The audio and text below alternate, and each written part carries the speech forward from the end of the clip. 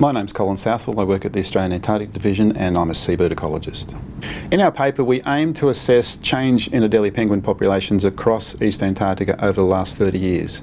We work with colleagues from France and Japan to try and cover the full extent of East Antarctica. Now that's a really large area. It's a coastline of around about 5,000 kilometres. There are over 200 colonies in that area.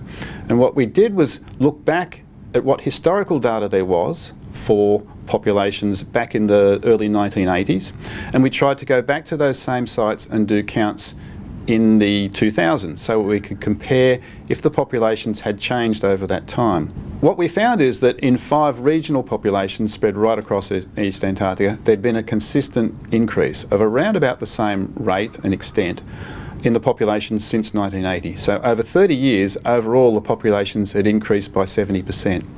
Within the region there was some variability. So within the Davis area, for instance, as an example, most of the populations increased at different colonies, but some decreased. And this was happening across all of the regions. So what that told us was that there were some local effects driving populations, but overall there must have been some kind of regional driver of that population change.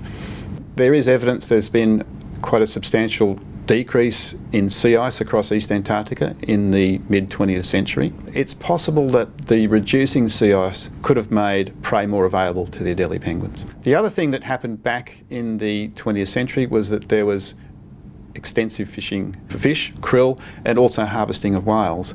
And in the 1970s there was a hypothesis called the krill surplus hypothesis that proposed that that would have allowed krill, or made available many more krill, to other predator populations such as Adelie penguins. Our work has answered some questions but posed many others. So we worked on Adelie penguins because they're convenient to study. They're one of the few components of the marine ecosystem that we can work with easily. But we only have knowledge on a few pieces in this big ecosystem puzzle.